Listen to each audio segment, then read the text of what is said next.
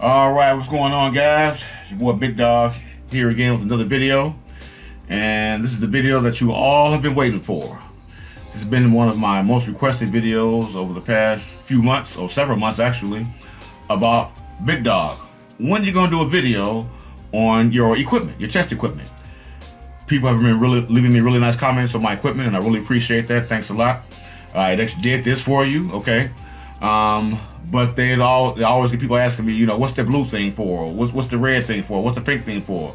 What is that? What is it used? How much does it cost? Do I need one? Such and such, such and such, right? So I decided to finally make a video on my bench. Okay, I'm actually in a old townhouse, and I'm actually in a townhouse complex with probably about maybe 200 or 300 units. And this complex is so old. This complex was actually made for World War II veterans when they came home from the war, okay? When it's coming home back to the hood, right? You know, because I'm right outside of Chicago, right? And so all this was blank space, right? As you can see, everything's pretty much original. They probably painted the walls maybe 5 or 10 years ago, I don't know. The floors are pretty decent upstairs. You don't really hear anything, so this kind of makes it, you know, a good workspace down here. And I wanted to make it look like as shop-like as possible, you know, especially for my YouTube videos and stuff, because I got tired of people saying, "Oh man, you working in the basement, you know, you a bootlegger, whatever." All right, but it's cool. But I'm still in the basement though, like I said, and like I said, there's nothing over here. The people who were staying here previously never used the basement, except because there's a washer and dryer down here, except to wash and you know, dry clothes. But other than that, they just kept it for storage, I guess. So I had to do a lot of cleaning down here, mopping and cleaning, and did, you know, spray down the walls and everything. And so, but what you see between me and my computer here, which I'm looking at, okay, you can't see it, but what's up, Big Dog? Okay, but I can see myself right here. I monitor my video. But anyway, from right here in front of me, where my computer screen is, okay, all the way to the end, right before you get to the end of the wall with those two TVs against the wall, is about 20 square feet of real estate space for working, right? And you might say, well, hey, Big Dog, why you need 20 feet of workspace when it's probably just you? Because that's the way I wanted it, okay? Right? Well, like I said, once I moved out here and I saw I had, you know, that much feet against this one wall, I said, you know what? So I made some measurements, drew up a plan, and about 6 months later, took about 6 months buying, you know, like getting the shelves put in, buying the different equipment, you know, ordering the PC every month, ordering the next piece next month or whatever, right? Okay, so, and that's why I get a lot of questions, most likely, so people have been watching my videos for years and have seen that I actually upgraded my workspace. Let's get started. I guess we'll start back there on the first piece of equipment, work our way back up to my computer screen, and so I will see you on the other side. Okay, so first of all, let's see. This is what my bench actually looks like in standby mode. Okay. So now let's hit the power and see what it looks like.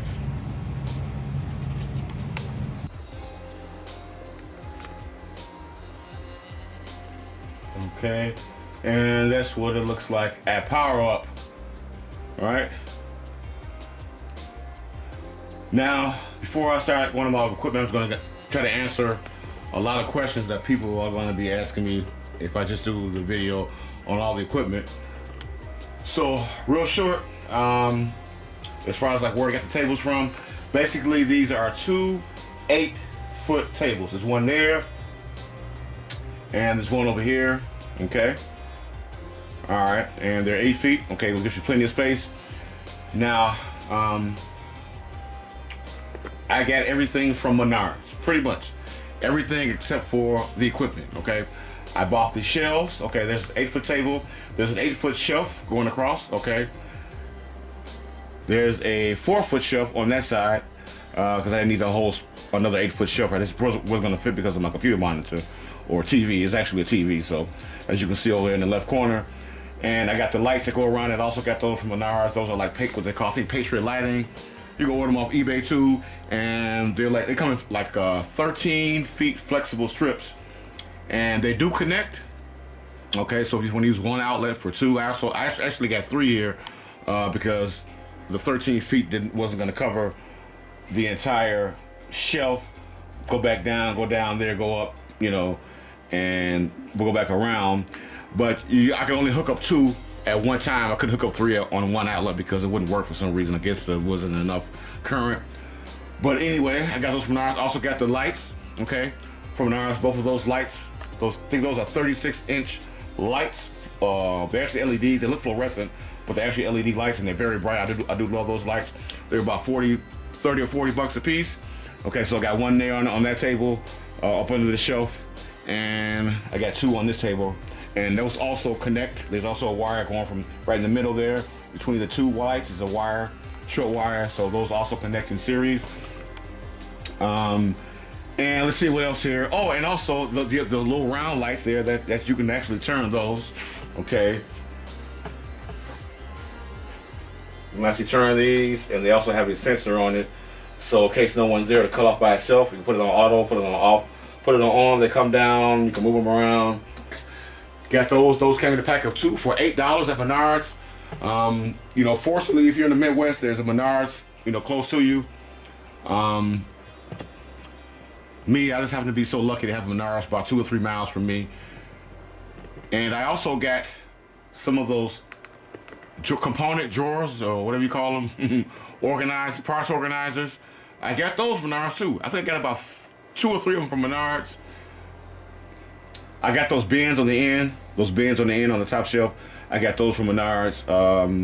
That one, and I think 2 or 3 of those. The other ones I ordered offline off eBay. You see, I haven't filled them up yet, so I got plenty of space for that. A lot of people have been leaving comments in my videos saying that, you know, I was thinking about getting into electronics, but I don't know what I need. Where do I get started? This is the first thing you do, okay? Especially if you're a guy that already works for an electronics shop, right? Let's say you're a technician there, or you know, where you work on phones or TVs or whatever, right? iPads, computers. Quite obviously, you're gonna need your own space at home, because believe me, there's no way around it. You are gonna get people saying, friends or family, hey, can you fix, man? I got a IBM 8088. Can you fix it? Yeah, I'll show you how to fix it tomorrow morning. The garbage man coming tomorrow. Just be there when he get there, and we put in the garbage together. Okay. But anyway, so yeah, you're gonna obviously need a space at your home. Okay, and that's basically how I started. I started working for a few companies, right? And then I had an apartment actually when I first started working. You know, kind of like for myself. Okay, or had like side jobs or whatever. But and I took one side of the bedroom and put a 6-foot table. Now, like I said, these are 8-foot tables. If you take these tables, these are the plastic tables that you can get from Menards, like I said. I also have a 6-foot one over here, okay? But all you might need is just a 6-foot table, really, because you're not gonna be putting that much stuff on it. You're not, probably when you're starting off, you're probably gonna get like a soldering station with a, hot air station and a soldering iron, and of course a meter, and maybe a microscope, okay? And make sure you get some of those pads, those work mats. I forget if it's silicone, I'm not sure. Make sure they look like that, because the other ones will burn, okay, when you're using the hot air. And I really hate, this is a pet peeve of mine, when I'm watching a YouTube video, technician's good, did a good job, fixed it, knows his stuff, but they get all these burn marks from the hot air station right in the same spot where they're working on the device at, right? And I'm like, man, it's crazy, but get some of those mats, man, because this is a full mat right here. This is about 5 feet, 5.5 feet, something like that. Okay, and I know this is how I figured. This is how I planned this. This is my test bench area mainly, because I do see I have a little workspace on the end. Okay, a lot of times when my buddies may come over and help me, if they're not busy, want to make some extra dollars or whatever, and this is my soldering station, pretty much, from a micro soldering or whatever. So that's my soldering table. Like I said, that's also an 8-foot table. And when you buy these tables to work on doing this type of stuff, electronics, like I said, get you a mat. Do not buy the tables that fold in half. okay, because that crease is in the middle, right? It's going to be like so irritating, right? You're going to be just skipping your arm across it. You lay something flat down, it's going to be uneven. Like this table right here that I got this television on, it's actually a 6-foot table. I usually work on a 4-foot table, which you can buy also, okay, that doesn't fold, but sometimes I like to have it bigger, working on bigger TVs. And so, and the reason this is a folding table is because, you know, I don't have much room down here to be keeping a bunch of tables and stuff. But that hump in the middle, even though I got this blanket over it, I can still feel it. When I'm laying the TV flat down on it, I'm like, you know, is this okay? Let me look up under here and check. Because either way it goes, even though it looks like it's flush or supposed to be flush, it's still going to have a hump in the middle, okay? So, like I said, so those tables are about $80 a piece, the 2 tables, okay? Get you a table. First thing you do is get you a table, okay? That's all you need, a table. And then you can start buying your soldering station, bench top meter, microscope, whatever you want to put on there. That's really all you need, okay?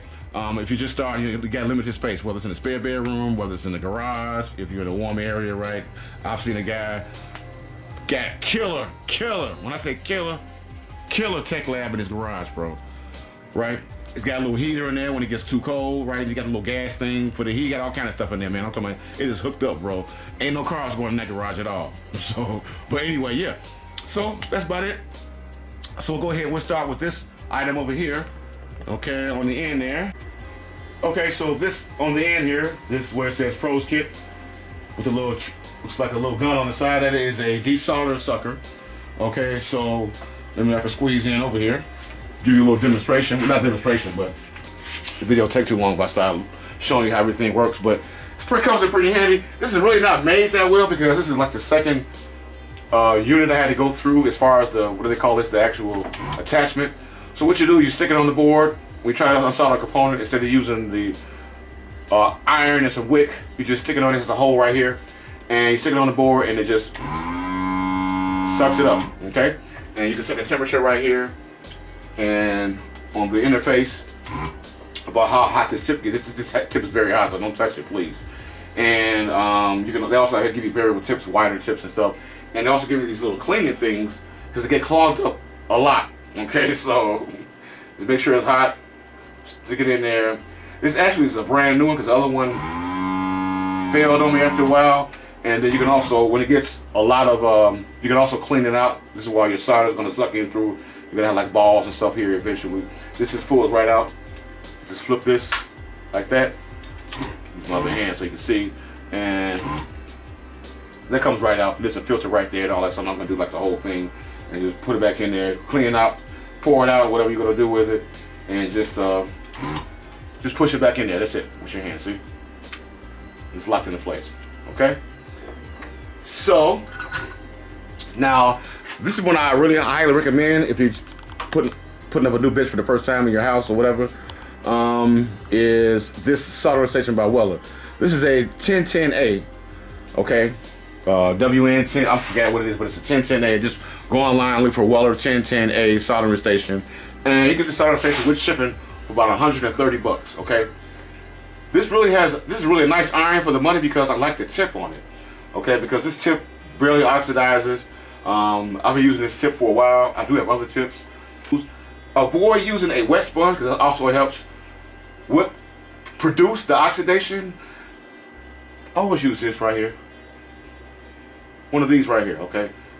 I don't really necessarily prefer that at all because your tips are going to deoxidize, okay? Maybe that's what I'm using with it, okay? But on this solder, this desoldering pump, if anybody knows a really good, because it feels kind of cheap, and it's, like I said, it's not something that you want to use like all the time if you're doing a solder like every day desoldering, because you probably go through one that's about a month. At least that handle part right here, this part right here, it's going to get clogged up in here, and it's not going to be as powerful. So my buddy had one too. He had the same problem some years ago. But otherwise, when it does work, it works extremely well. Okay, I think you've seen me using one of those on one of my videos. Yada yada yada. Let me quit talking, okay? Because I'll go on forever. So this here, you can get this cheap light. These lights, man. I bought these lights. Let me tell you, but let me go over these lights right here. Yeah. Also, you want to get you a light, okay? A magnifier light. Okay, it's a magnifier light. This is an LED light. Looks like it's fluorescent, but it's not. There are LEDs in there, which makes it not that bright. okay, and you can open this up and zoom down. Now what happened with this why it's lean is because I think I actually tightened the clamp here too much. When using a plastic table, do not over tighten the clamp that goes on the table, okay? When I say the clamp is, I'm not gonna pull this out, this is probably gonna fall eventually. I'm gonna have to order another one. I would say so the clamp by itself. But this light is really cheap because what happens is when I turn it on, it starts blinking on and off. I actually got two of them, right? They're both doing the same thing, but this one does it more often. The light part flashes on. It's not gonna do it now while I'm on camera, right? But if you leave it on for a while, it flashes off, flashes back on, which is stupid. I like the fluorescent lights better. If anybody knows of a good fluorescent work light that's approximately that big, and I really don't care what the zoom is, 5, 8 times, 10 times, that doesn't matter. I want a nice fluorescent, big fluorescent light that I can put on into my table. But like I said, I got those from eBay for about 40 bucks a piece. So yeah, I just did it. See, watch. There you go. There it goes. Yeah. So yeah, that's some cheap shit, right? So, but let me get this out the way though. Anyway. Okay. So this here is a soldering station. Okay, I call it the bootleg quick. Okay, anybody familiar with electronics and doing hot air knows about the quick. Supposed to be one of the best soldering stations for the bargain. At least it was some years ago. People are still buying it. They're still selling it at the same price, 289 bucks or 300 bucks, right? But this is made just like the quick. Looks just like it, except for the quick uses the little two buttons, and I think the little two just analog or digital or whatever. I forget. But this has a digital display. And the interface really sucks because when I set it and I turn it off, turn it back on, or I switch channels, I switch memory channels, and I go back to the old one, it never keeps it set for some reason, so it's kind of stupid. But this one was supposed to be, I think the quick is 1200 watts, this was supposed to be 1300 watts. Feels okay. See, so just pick it up, stop blowing hot air, okay? It came with the regular tips, 3 regular tips, different sizes. I went and bought the 3 additional bent tips, which is easier for you to work, especially if you're working up under a magnifying glass or a camera, right? So the bent tips are a necessity for that if you're using a microscope. And it also, it really helps anyway because you don't have to be, you know, keeping your arm tired by holding it straight up. Okay, what else can I say about this one? That's really about it. Oh, that was $189. You can buy those anywhere. Just go on AliExpress. I'll try to leave the links to most of this stuff in the video. Just go on AliExpress. Just look for hot air stations. You'll run across a few sellers that are selling this on AliExpress. Or just put in best. This is best. The model number. That's the BST863 heat gun station. Okay. All right. Let's move on. So this here is my favorite pal right here. One of my favorite pals is my oscilloscope. Okay. This is a really nice oscilloscope. Really nice. They F me around on it, right, in my opinion, but it's still a nice scope because it's supposed to came with a generator. As you see, first of all, it's a 4-channel oscilloscope. Okay, this is 70, this particular model is a 70 hertz, 70 kilohertz, I'm sorry, 70 megahertz, okay? This is the MSO 5074, okay, and the 70, I believe, stands for 70 megahertz, and the 4 stands for 4-channel. So a 5072 will be, you know, a 2-channel version, or the 5104 will be 100 megahertz with 4 channels, yada yada. But it was supposed to come included, built in, with a signal generator, okay, which I can use to produce audio signals through audio circuit. Maybe use it if it's high enough to use a for a clock signal, inject missing clock signals or whatever, right? But they only give you, I think, 21 hours on it. Then you have to buy for just the generator part. They, you know, you download on the USB, go into the site and stick it in here, and it automatically upgrades it, right? And you know, now this is working, right? But you know, so yeah, it was only 21 hours I think you had on the unit itself, and it goes away, okay? And then you have to actually pay for it, okay? So I never knew that because I used to just keep it on because I liked it because it looked so pretty at night, right? When I first got it, and I was just messing around with it. And so if it's on for 21 hours, there's some other features that it has too when you first get the scope. Make sure you read the fine print on the ad or the post, and you know. But other than that, I like it because it's touch screen. Okay, I can hit this, hit that, as you can see, whatever it is, pull stuff up. I can, you know, do all. It's really all stuff you can do. Mainly, I just use it for. I'm really kind of like learning all the features of it, but it's really nice because it's not because I know it's just 70 megahertz, okay, but it's 8 gigasamples per second. Now, basically, the way I can explain that to you is more of a real-time oscilloscope, especially if you're comparing signals. You can pretty much see, you know, a lot more detail in the actually sampling. The sample rate is much higher. Usually, most scopes are only 1 gigasample per second, and that's really all you need. I just like, you know, high-tech shit. You know what I'm saying? Because my thing is, it's better to have it and not need it than it is to need it and not have it. Okay. This taught me that one time, right? All right. So next to that is another oscilloscope. Now this is a hand-tech one. No, I'm sorry. This oscilloscope was about $1,000, right? It was 900 some bucks with shipping, but $1,063, something like that. Okay. You can get off a Rigo site, or just type in the search box, Rigo MSO. Why is it not focusing in there? All right, so digital oscilloscope, MSO. Just type in Rigo MSO, will give you a variety of them. You might find 50 megahertz one cheaper, but I don't know. This is probably like on the lower end with Rigo, the 70 megahertz oscilloscope with 4 channels, okay, and obviously 8 gigasamples per second, okay, which is really nice. I really do like that scope. I use that scope most of the time. This light over here, this magnifying light is getting on my nerves now. Let me turn it off. Okay. This here's another oscilloscope. This is a hand-tech oscilloscope.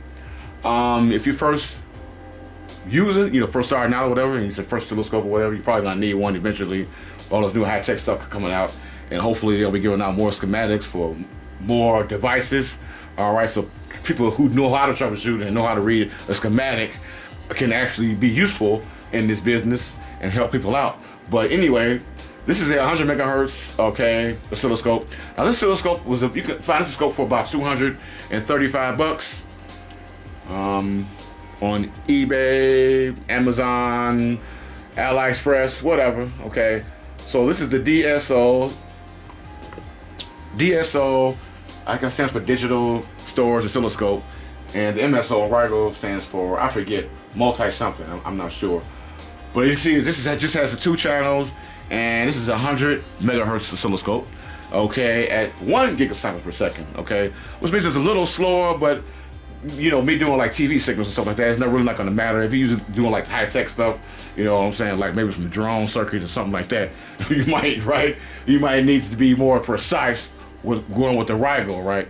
Okay, so I just like nice stuff, you know what I'm saying, so, why not have some fun doing this, right? And as you can see what it looks like, it's got 2 channels on the bottom. I got one hooked up, other one's for triggering. And so right next to the oscilloscope is, start with the top one there, okay. That top one, this is a bench style multimeter, okay. I'm not sure, I forget how much that cost. I got it off of AliExpress. I seen it, and I just thought it'd be a nice addition to my bench. Especially if I'm working right in front of it, using an oscilloscope or whatever. It's got a few extra nice features with the dB and all that. Interface is pretty nice, user-friendly. You got multiple current level checking, 12 amps, 100 milliamps. Why would you, even put it on 100 milliamps to put it on 12 amps? Because otherwise it'll blow the fuse, right? If you pull it more than 100 milliamps. But anyway, so that's that. And that is the ET3240. Okay, I believe that was about 300, maybe. I'm not sure. Maybe about 300, maybe about 250 for that one. They got various models. Okay, for that one, I think the highest one was like $700. I said I don't need that because I got the regular multimeter. Now on the bottom there, I really like this meter right here because this is a LCR meter. This is the LCR 5030 by Ivitech. A lot of companies make this white label the same tester. You'll see different brand names on it, but just put LCR 5030, and I'm not sure one of those numbers stands for the megahertz that you can test the capacitor in, I believe. Okay, so basically LCR, I mean LCR, L stands for inductor, C stands for capacitance, right? So I can measure the inductance in henries or the capacitance. Now, what I really like about this meter, okay, first of all, let's explain what that means, okay? Capacitor, okay, let's find a capacitor. It's for filtering power supply voltages and source voltages, okay? They'll have different values on them. You probably can't see that one because of my camera, but I think this one is 330 at 25 volts. So now that meter, that capacitor meter on the bottom, and of course the inductor's like a coil. They use inductors all in circuits. You know, if you don't know what that means, well, oh well. But anyway, if you don't know what that is, oh well. I don't have any inductors around here, but inductor is the same thing as a coil.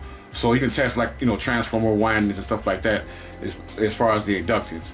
But so this, you can actually change the frequency when you're testing caps of the actual capacitor. When you test the capacitors, you use, let me start like this, saying like this.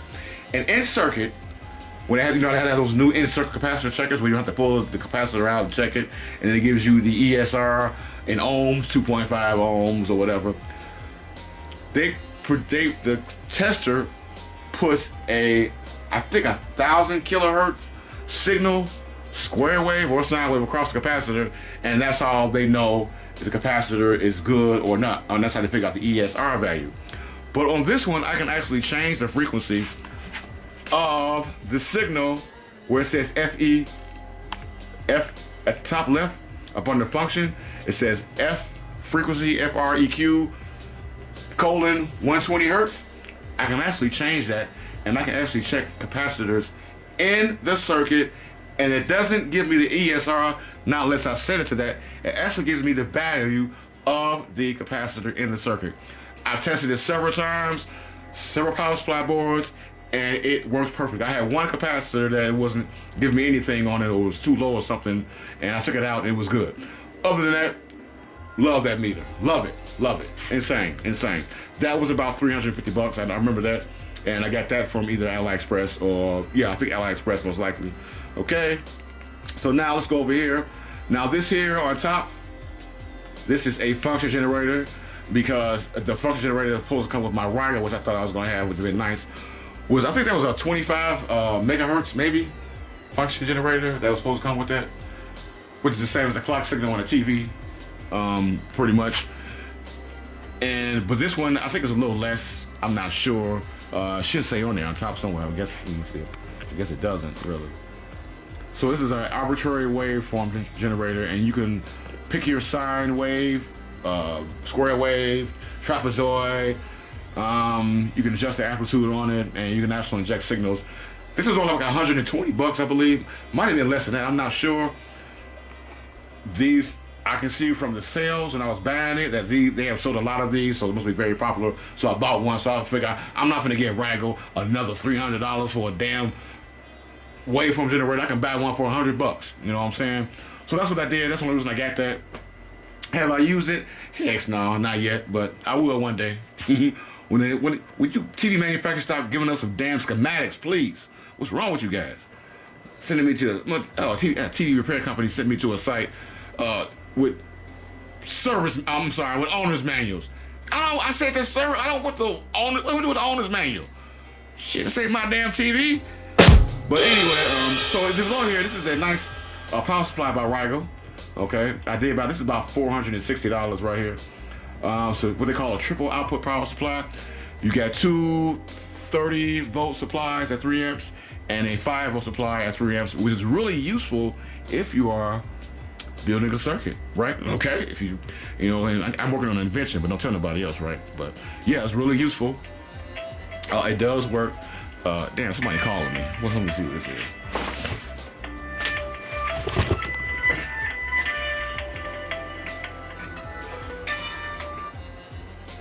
Service, can I help you? Yes, my name is Wendy Hall, and is it the TV repair service? Yes, it is. Okay, I had someone had came out a week ago to look at my TV, and I was calling to see how the part came in. Sure. What's your address, ma'am? Okay, what was I saying? So I was really interrupted. Was that this is a triple output power supply? Okay, they also have various models of this one.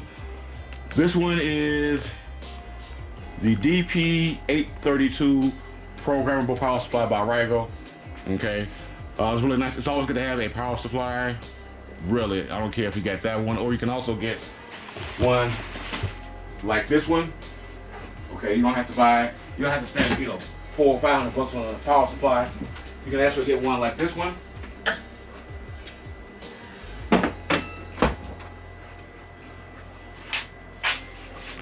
Right?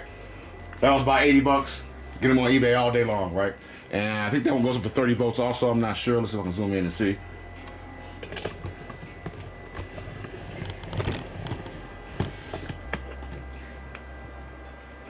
Yeah, I think most of these go up to 30 volts and at about 5 amps. It doesn't say on there, but yeah, that's about 80 bucks right there. So it doesn't matter, unless, like I said, if you're trying to invent something or something like that, you know what I'm saying? But like I said, I just like that one because of the way it looked. It looked cool. And I have used it a couple times and it works out pretty good. The only thing I hate about this power supply is the screen. Okay, so as you can see, you've got like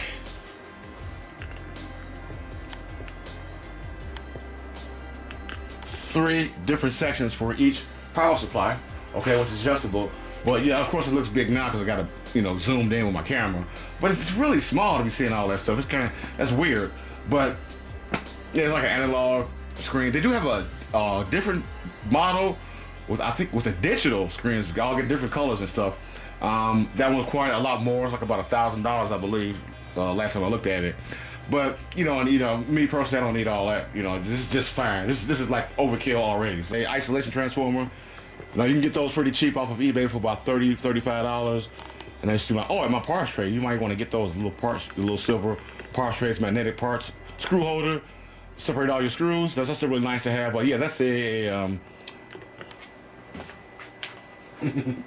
that's a come on. Isolation transformer. That's what it's called. Okay. And the reason you have to use that for is when you're using your oscilloscope, you want to isolate the oscilloscope ground from main so you do not damage your oscilloscope. Okay. And also, if in case you short any leads on the scope or anything, it's less likely to damage the TV. It'll just shut down maybe. But yeah, so anytime you use an oscilloscope, you definitely want to plug in the TV, not the scope, to an isolation transformer. Okay. Because hence, the only time you're going to be using the oscilloscope is when the television set is on, right? Because you're checking for the signals, right? Okay. All right, let's move on to the actual workbench, okay? Or the soldering bench, the micro soldering bench that I created. Also, another question that I get is about these surge protectors. How do I get those surge protectors to stay against the wall? Did I drill holes or anything like that? The only thing I drill holes for was the shells. Actually, I had a buddy of mine come over here and do that for me because he does like, I guess home improvement and stuff, and he had the right drill because the drill I had actually broke mine. Right, trying to drill a hole in the concrete, it wasn't budging. He came here with this really small drill, and it did it with no problem. So he put the brackets up for me, and then put the shelf up for me. But yeah, but how did I get those surge protectors to stick on the wall like that? Is this here. No, it's not drilled or anything. Alien tape. Okay. What it is, this tape is really good. Make sure that the surface that you're sticking it on is really clean with some alcohol. And also the wall, as you can see on that one, I didn't get it cleaned right, and it kind of came off the first time after about a day or two. But yeah, so it's just basically all of this, just double-sided tape, okay? Just right here. So this part is free. This part has the little layer that you peel off of it.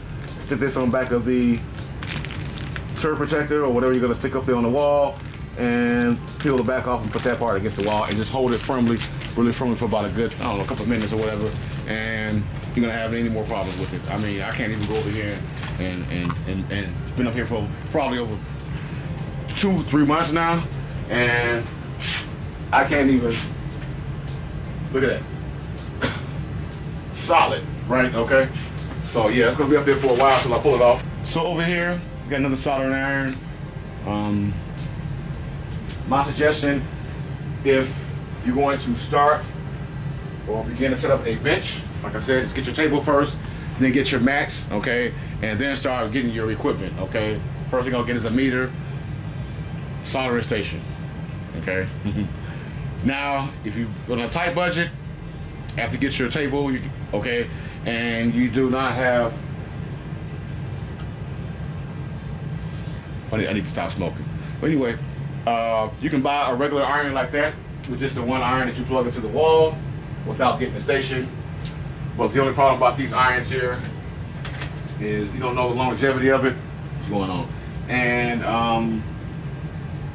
they're gonna oxidize real fast, and you use this every day, you know, all day long. You're gonna have to buy a lot of tips. Well, I do carry a lot of tips anyway. These are only good as far as I'm concerned. For just doing lightweight stuff and for taking it in the field, working in the field in your toolbox. Okay, these are, you know, so you have a lot of room in your toolbox and have that big old soldering station carried in the house with you. I don't really use iron anymore unless I have to, because it's on the right side of the bench. If I got somebody working over here on this side of the bench, then that's perfect. Now this thing right here, where I got my phone in, is pretty handy. When I bought that, I thought that was a wireless phone charger on top, and then on the way home, I kind of figured, you know what? This thing only costs $20. Ain't no damn wireless phone charger. It's just to hold the phone, which is cool because you can hold the phone right there. If somebody calls, you can see it, you know, where your phone's at, and it's sticking straight up, so you can see what number it is and who's calling you. USB connectors in there for charging ports. The USB 2 and 3, I guess. Regular plugs, regular 120 volt plugs, going all the way around. They call it the spin power. Spin it around, just take your phone out so you won't fall down and crack the screen in it. And you got some more USB ports for charging, another all the way around. So that comes in really handy because I got a lot of devices that I charge with USB. Has a USB charger on it, and even tools and stuff. So it's pretty cool. Now this meter, the red gadget, is another benchtop DMM, and really only one reason I bought it is because it's red, right? And I wanted to do like a red theme right here. You know, since I got the little red screwdrivers, I was trying to find a red work mat, but obviously they don't sell a red work mat, so I just get the red soldering iron and the meter and the tools there with the magnifying glass and the cutter. So kind of like a little classy thing. So when the women come down here, they be like, "Oh man, you got it going on down here, don't you?" Sure do, baby. You want to see some more? Well, anyway, like I was saying, another cool thing about this meter is it has a Bluetooth on it. It shows you the temperature of the room.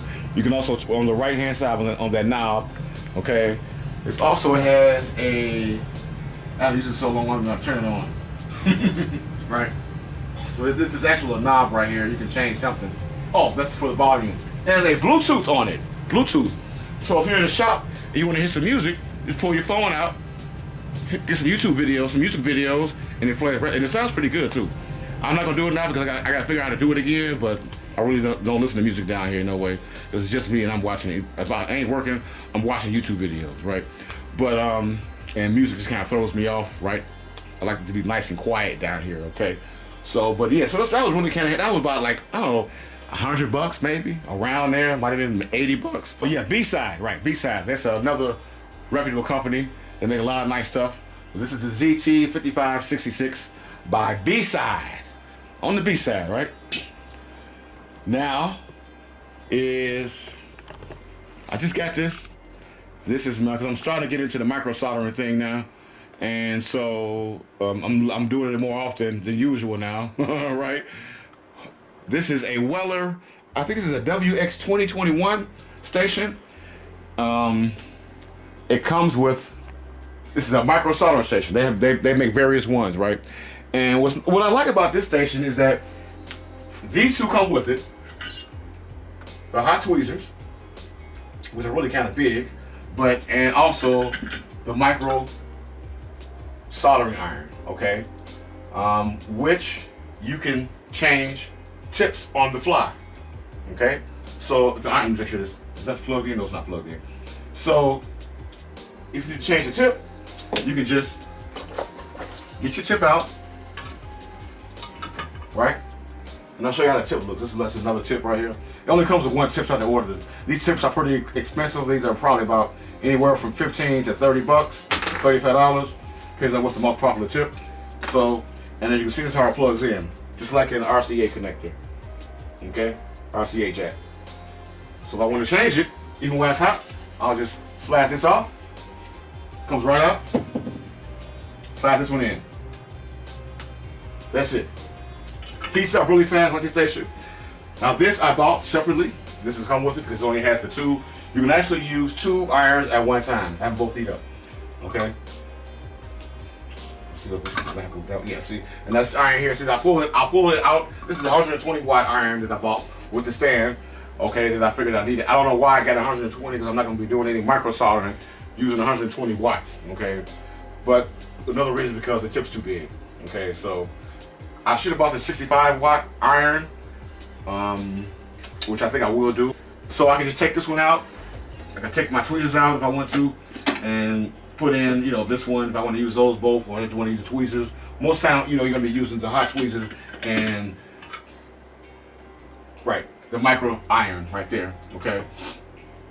But goes in fairly easy. Just land up to the groove there and push it in.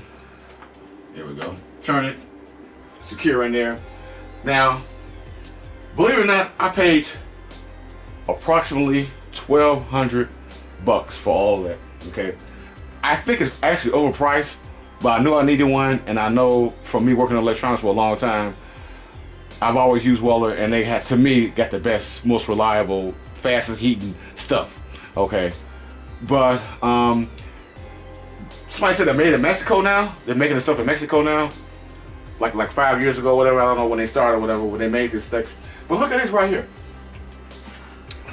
When I seen this, I was like, yeah, okay, yeah. On this these tweezers, if you look at it, there's a gap right here. Right here. See that? So this is, I never use these tweezers. I think I use it once just to check them out and pull the diode off of a board. They kind of thick. They do sell different tips with the tweezers also.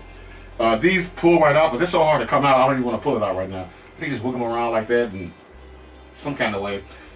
They're easy to go in, okay? You see they're marked left, right, okay? But look at that, man.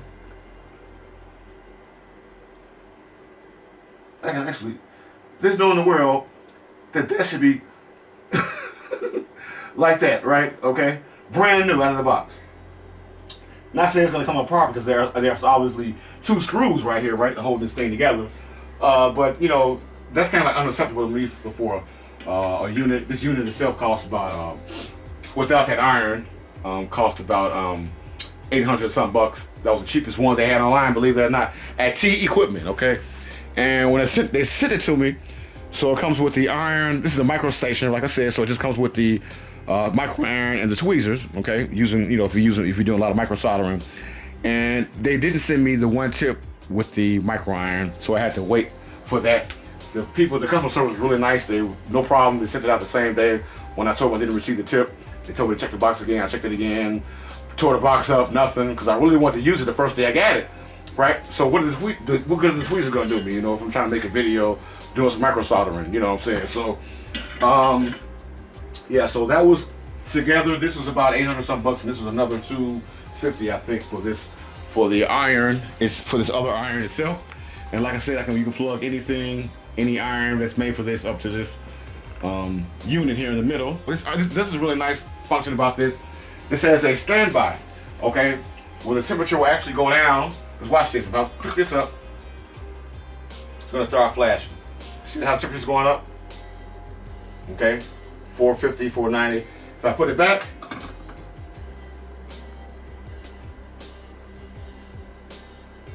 it should start going down in a minute.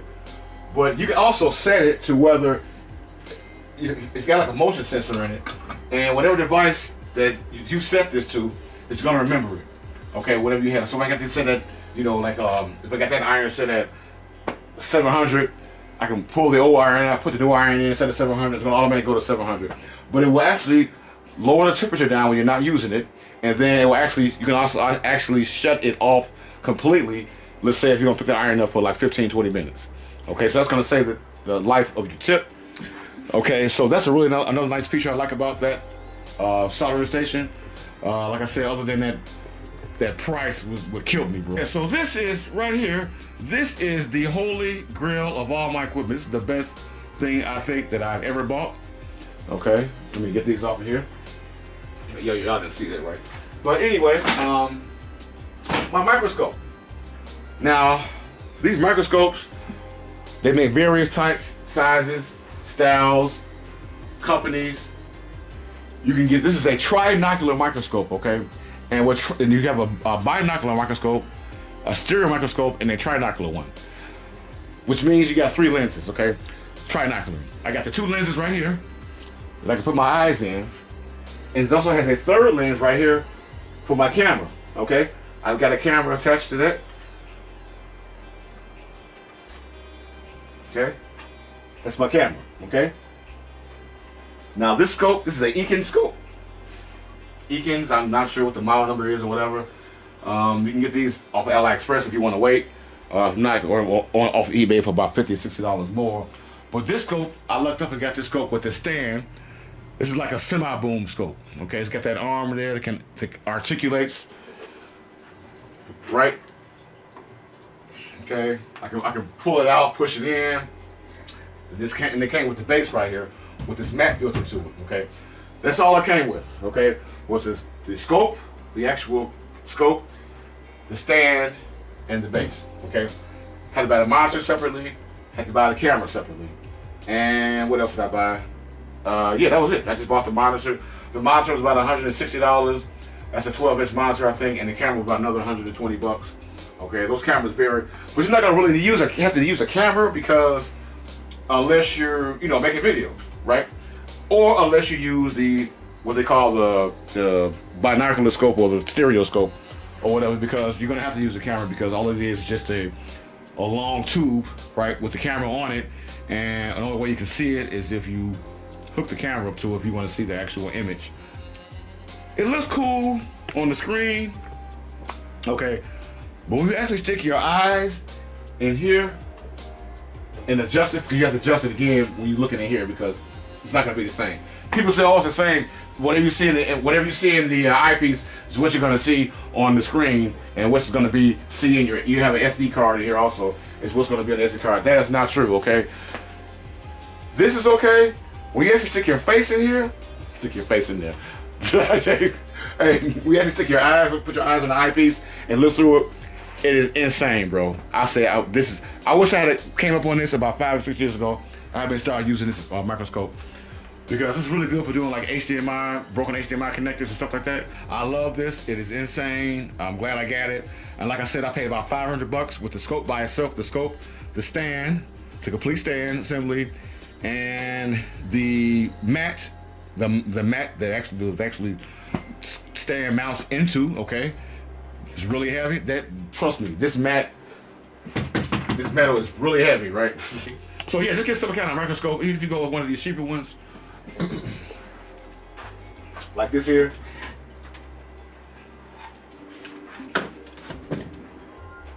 That's what I replaced that one with. That's okay, but as far as like work area and stuff, you're trying to look at something, trying to use your RDA station and stuff.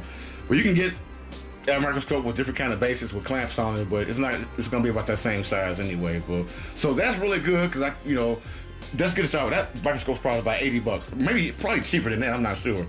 So it works pretty cool. You can see the part numbers real good on it. That's what you're using it for. Look at part numbers on small ICs and stuff like that.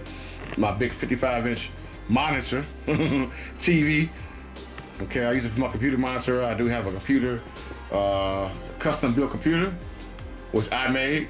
So I don't know why I said Magic Jack. It should say Big Dog on it. Okay, I do the computer the same way. Just start buying the parts for it one by one. So I do game, and I've been upgrading it every 2 years or whatever. But I got a 32 gigabytes of RAM, memory.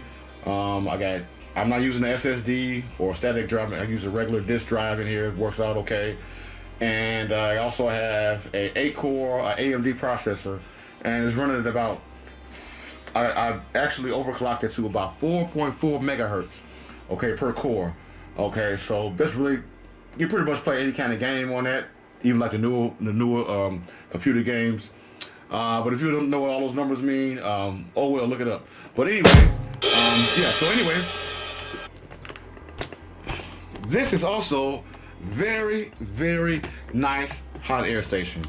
This is so nice, I said I'm going to use this one, get this one for my micro soldering station, right?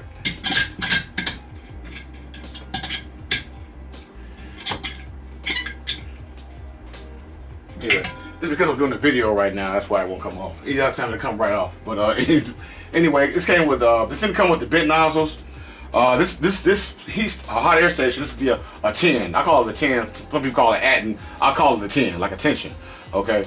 I'll show you the numbers on it in a minute. But the thing only said one. Anything that looks like this by Atten, it's the 1. Okay.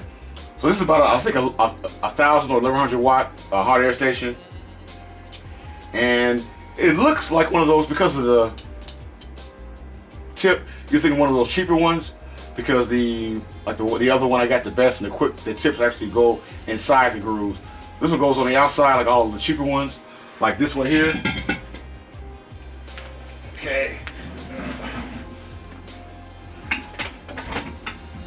If you notice, like on this station right here, all your cheaper ones, like this one, okay, which is really good to start out with. Trust me, I like this one. I have used this one plenty of times. And one thing about hot air stations, you always want to have the air compressor to be inside of the actual unit rather than inside the actual handle. Okay, and how you can tell if the air compressor is in the unit, because this is actually, because you actually have more room to make a bigger and more powerful air compressor, right? Okay, inside the unit, and the air comes through this wire right here. Okay, is because what I'm trying to say. Yeah, you want the air to come to not be in the handle like this one.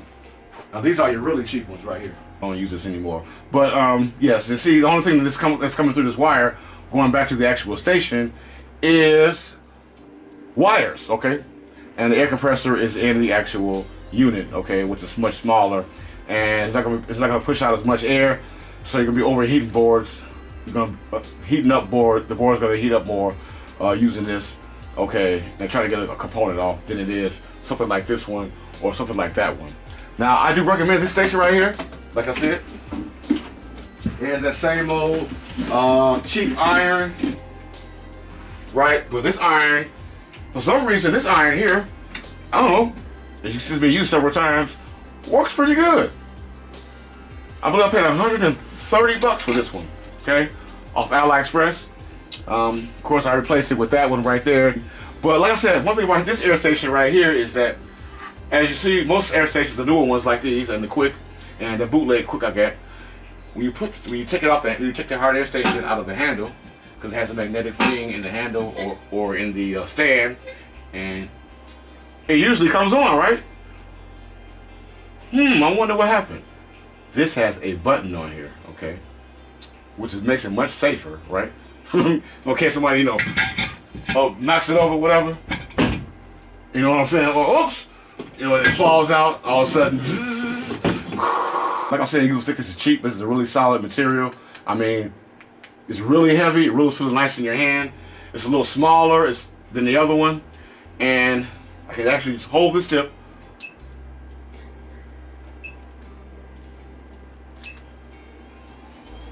And guess what? I can blow out cold air. See, it says COL, cold air, my friend.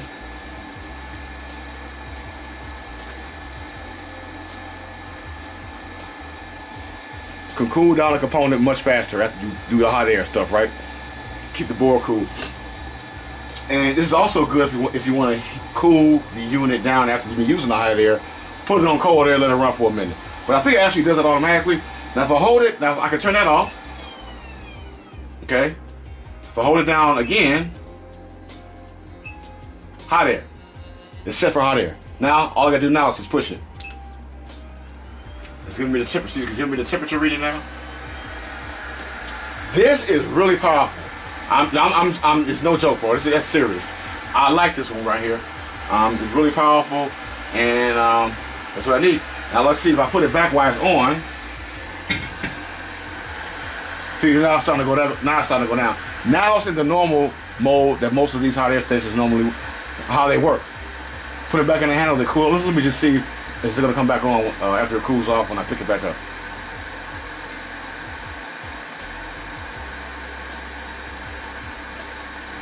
That is really cool with that button. I mean, who would have thought of that, right? And by the unit being so powerful, it's probably one of the most popular ones besides the quick that people get. If you're like for an intermediate to a professional, I would definitely recommend this one right here. Okay. Yep, still not gonna do, but you know that's okay though, because who wants to? Because sometimes you pick a hot air gun up and then you gotta hold it right, you position it in your hand first, right? You don't want hot air going everywhere. You might have some other stuff around the table, a bench that you don't want hot air blowing everywhere while you're switching hands. But once I hit the button one time, which I did accidentally, once I hit that button, comes on. Put it back in the stand. Gonna cut off. Excellent. All right, guys. Well, I guess I've covered just about everything on my bench. Guys, got any questions, which I know you probably will, feel free to ask me in the description below. I'll feel free to answer them anytime I can. But we look lopsided there. What happened? Okay. So that is the big dog. That is the big dog basement bitch. Okay, guys. Till then, I will see you guys in the next one. Big dog out.